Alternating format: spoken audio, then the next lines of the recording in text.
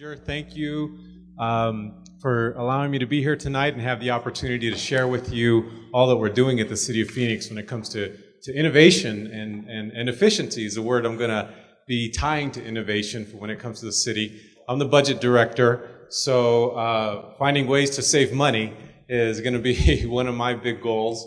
Earlier today, another staff person came up to me and said, well, you're the budget director, so I need to come to you to find out how I can get some money, right? And I said, well, you might want to run away because I'm actually the guy that's probably more likely to take money from you. So that's just a little thing about how we do that, how we do things in the City of Phoenix. But as Ginger mentioned, we've done a lot to change our culture at the City of Phoenix when it comes to innovation. And really, as I mentioned, we co-chair the Innovation and Efficiency Task Force. Innovation and efficiency are two words that we tie together at the City of Phoenix as though they're an inseparable pair. But the reality is they're two very different concepts, as we all know.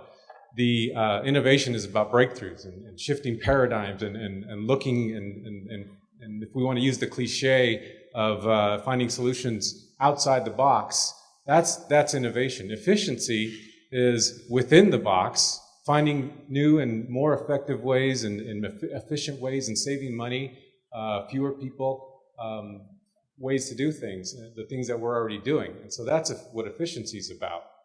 Innovation has to lead the way, and efficiency then will follow. But we do tie them together. They're very important. They're both very important to the City of Phoenix. We have to look at that as we don't think that it's very important to find out how to be the most efficient typewriter manufacturer anymore. It's really that's now obsolete. But so innovation has to lead and efficiency has to follow. A lot of what we're doing was born out of necessity.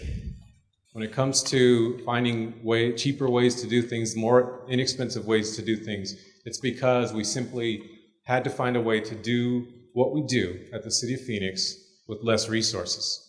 The slide that's up there on the screen shows you, beginning in 2009, what we faced. We faced these severe budget deficits of $270 million. The next year it was $277 million on about $1 billion budget. That's nearly 30% deficit gap. And even then, even after we took care of some of those issues, a couple of years ago we had a $59 million deficit. And you can see in the last couple of years we're finally in the black, and we're seeing some positive happen, but by no means are we in the clear.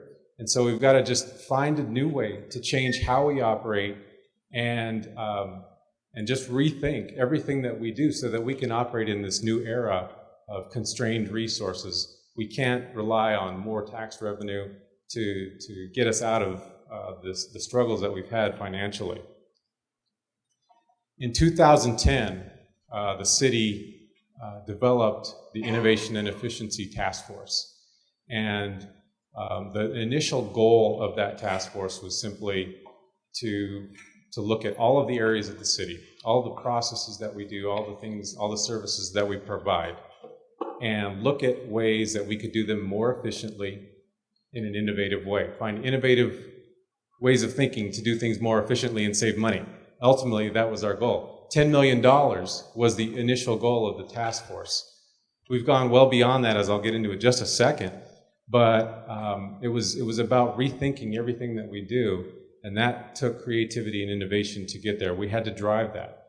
As you might imagine, government it's not easy to innovate in government. There are just a lot of things that get in the way. Sometimes it's regulations and laws that we have to follow that we can't get around. Sometimes it's just simply making sure that we're delivering our services in the most fair way possible to constituents. Other times, it's simply just making sure that we're following the due process that someone is due when it comes to providing the services that we provide. So sometimes those things stand in the way of innovation, but what that means is that we've simply got to work a little bit harder to create and innovate within that environment. So we put together this Innovation and Efficiency Task Force, and for the City of Phoenix, the way we did this was actually somewhat innovative. There were 10 private citizen members who were willing to volunteer their time, devote all of their smarts and time and efforts to this cause. We joined up with 20 city executives, mainly department directors, who were charged with finding $10 million in savings innovatively through solutions by changes in the processes and the services that we deliver. The task force is now divided into these 4 work groups. One is new idea generation and evaluation. Another is multi-department initiatives, where there's some crossing of department lines and projects that require multiple departments to work together and overcome the effect that the silos tend to have, silos of departments. Public-private partnerships is another work group that reaches out and seeks ways to partner with private organizations to find innovative solutions to some of our issues. And then right sourcing. Right sourcing is simply assessing each and every service that we provide, each and every program, to see whether city staff is the right one to provide that service, or is it a private contractor? And so we've had to be very honest about how we look at our services, and many times it is a private contractor that can provide a better service at a lower cost. Sometimes it's the opposite. City staff can provide the better service at the lower cost, but we've had to evaluate each of our services and look at them in a different way. So there's actually a list of about 100 items that have come through the task force and saved the city a considerable amount of money while actually improving services to the city. And this just shows you a small section of examples, and I'm going to just focus on one item that's on that list. Toward the bottom, it says outsource reserve ride senior transportation. And what that is until just a few months ago, the City of Phoenix was transporting seniors that were in need, giving them a ride to the local senior center to either get a meal or participate in activities of the senior center. And so for many years, the city had done this way. We owned the minibuses and maintained the minibuses, hired the drivers to drive them around, and maintained all of the systems and the whole program to make sure that those buses got out to the seniors that needed a ride, brought them to the senior centers, and then took them home later in the day when they were ready to go home. Through this process of innovation and efficiency that the city's had, we discovered that actually providing seniors with a taxi cab voucher is a much more cost-effective way than it is to operate this minibus system. And so it's actually saving quite a bit of money. But not only does it save money, it's a great service enhancements for the seniors that are using this program. They now can decide when they're going to ride. They're not at the will of the driver. They're in a lot more control. The travel time's reduced considerably, and so it's not only a win for us financially, it's a win for the people that are using the services. And that's one example of the things that we're doing to improve services while reducing costs. And I know when we look back on that one, we say, well, it's kind of obvious, right? That doesn't seem like such a big breakthrough. Did it really require, this whole innovation effort to get to that point for you to just say, well, taxi cab vouchers instead of driving them and picking them up with buses? It seems simple. It always does when you look backward. It seems like it's obvious. But a lot of times the obvious solutions required that innovation. It required that level of creativity. It required a culture in our organization of just thinking differently about how we do things, being able to open up our minds. If that had not happened, we would still be operating the same way that we were with driving the buses around for that program. And so that's one example. There are many others that I could get into, but for the sake of time, I just focus on that one. The many other examples have actually helped us achieve savings of almost $90 million. I told you that initial goal was $10 million.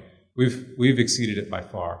We now have a goal of $100 million in savings by the end of 2015. We're well on our way toward that. We expect to achieve that way ahead of schedule, and we're going to keep going. We're just going to keep finding ways to save money because this is the environment that we have to operate in, and it takes innovation to do that. You can see kind of year by year how those savings have happened on that chart, how much we've gotten each fiscal year.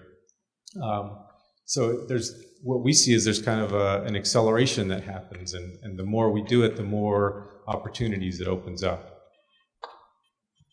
It also has allowed us to get to a level where we are at the lowest staffing per capita in 40 years. You have to literally go back to 1970 to get to this level per capita, on a per capita basis of this level of staffing. And we expect that to continue to decrease. At some point, we can't go any farther, but you can see what we've been able to do.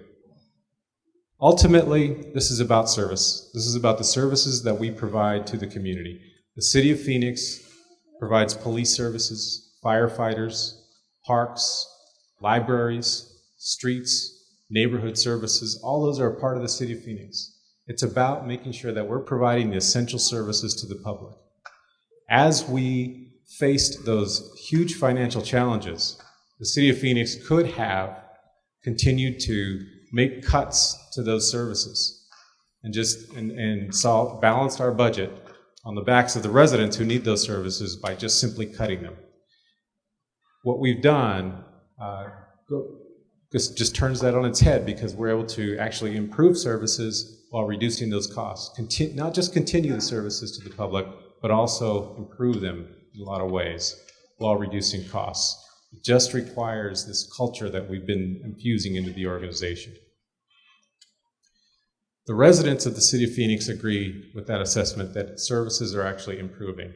One of the things we do is we go out every couple years to ask our residents what they think about the services that we're providing. In the most recent survey, we saw that residents say overall customer satisfaction has gone up. And then one of the most basic questions we ask on that survey is Phoenix a good place to live? 93% of residents that responded said, yes, Phoenix is a good place to live. That's the highest it's ever been in the history of that survey. You can see on this chart, if you go back to the 4 surveys prior, it was just stagnant.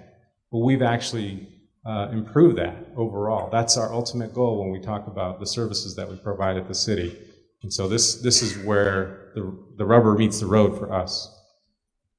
And so moving forward, it's about innovating through technology. We're looking at finding new ways, more and more ways to provide 24/7 services through the web, and making our residents much more self-sufficient by accessing services through the web. E-procurement's just an example of something that we're doing to change the way we do our purchasing at the city. All of our goods and supplies will be done electronically now with a much better system, and that we expect to bring significant savings as well. Enhancing and restoring service. Some services have been cut. Library hours and things like that still need to be restored. We still need to find ways to fund and maintain our infrastructure, our streets, and improving our streets. That was a great presentation that we saw to kick this off. So that innovation needs to be a part of what we do moving forward to make sure we're doing that in the best and most cost-effective way. Libraries and ebooks, the explosion of ebooks that's happening, that's another way of delivering that service that doesn't require more operating hours at the libraries. People can access the ebooks 24/7. After-school programs, the senior services are all areas that we're looking at and delivering a better service at less cost, and we're going to reach that $100 million savings goal. I want to thank you so much for your time and for the opportunity to share with you all that the City of Phoenix has been doing.